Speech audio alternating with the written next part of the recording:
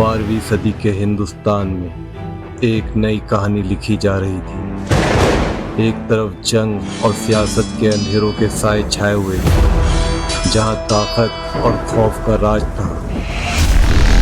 दूसरी तरफ एक रोशनी का सफर शुरू हुआ। ख्वाजा मोइनुद्दीन चिश्ती गरीब नवाज अजमेर आए और आज 800 साल बाद भी अजमेर की धड़कन उनके नाम से गूंजती है।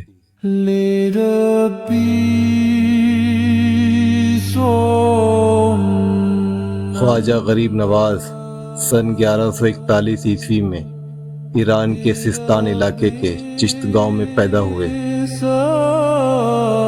मशहूर सूफी और इतिहासकार किरमानी सियारुल औलिया में लिखते हैं, बचपन से ही इन पर इल्म और इबादत की रोशनी झलकती थी। उन्होंने कुरान, हदीस और फिक़्ह की तालीम मशहूर उलेमा से हासिल की, लेकिन तालीम के बाद उनका असली सफ़र शुरू हुआ।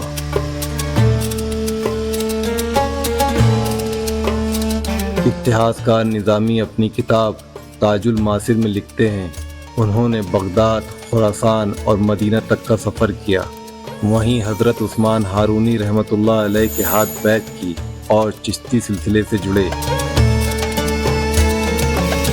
फवादुल फुआद में दर्ज है कि इन सफ़रों ने उन्हें हिंदुस्तान की तरफ मोड़ा। यही सफ़र उन्हें अजमेर ले आया। लेकिन ये एक ऐसा दौर था जब दुनिया जंगों के साए में थी। सलाहुद्दीन क्रूसेडर से मंगोल लश्कर एशिया में और हिंदुस्तान में गौरी और पृथ्वीराज टकरा रहे थे। इसी तूफानी दौर में एक रोशनी उभरी, ख्वाजा गरीब नवाज, जो मोहब्बत और इंसानियत का पैगाम लेकर आए।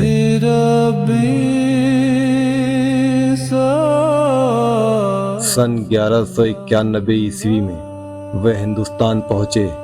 इतिहासकार निज़ामी ताजुल मासिर में बयान करते हैं कि अजमेर उनकी रहनुमाई में रूहानी मरकज़ बन गया। अमीर खुसरो अपनी किताब नूसिफिर में उन्हें कुतुब हिंद कहते हैं, यानी हिंदुस्तान का रूहानी सहारा। उन्होंने अजमेर से इंसानियत, मोहब्बत और अमन का पैगाम फैलाया।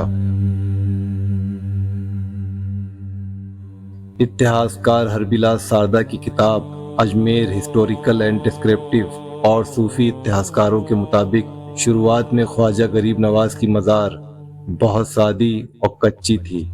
करीब 200 से 228 साल तक इस पर कोई पक्का काम नहीं हुआ। बाद में सुल्तान खिलजी और मुगल सुल्तानों ने मज़ार को मजबूत और बड़ा बनवाया। असली मज़ार सादी थी, जैसे कि इतिहासकारों ने लिखा है,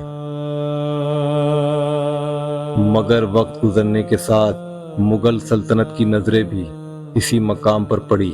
सबसे पहले हुमायूं ने दरगाह की तामीर पर ध्यान दिया, फिर अकबर ने, जिसे अजमेर को अपना दारुल हुकूमत बनाया।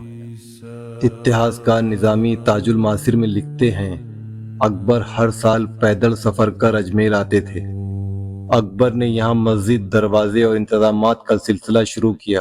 अकबर ने दरगाह पर दुनिया की सबसे बड़ी डेग का नजराना दिया, जिसमें आज भी हजारों किलो चावल पक कर लंगर में बंटने जाते हैं।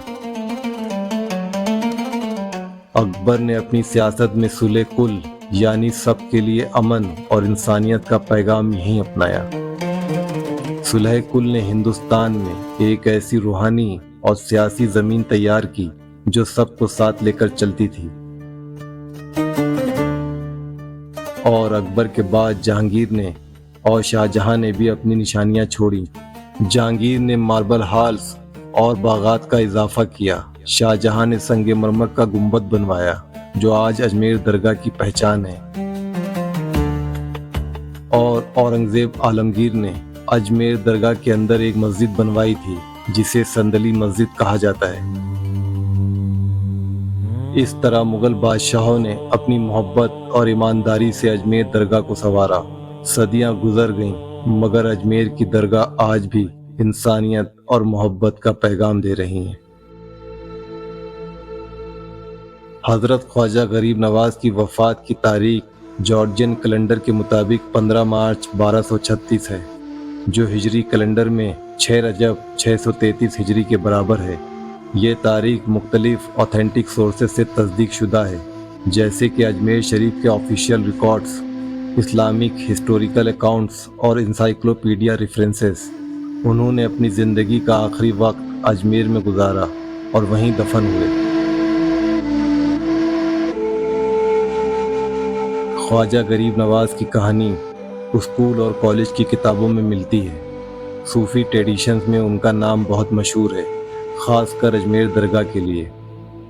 بھارت میں نیشنل ہالیڈے نہیں، لیکن ان کے عرس کے دن اجمیر اور آس پاس چھوٹی چھٹیاں ہوتی ہیں۔ اجمیر کی مٹی میں آج بھی ان کی محبت اور روحانیت بسی ہے، اور وہاں کی ہواؤں میں ان کا نام آج بھی گونجتا ہے۔ لے ربی سوم نندا ہے ربی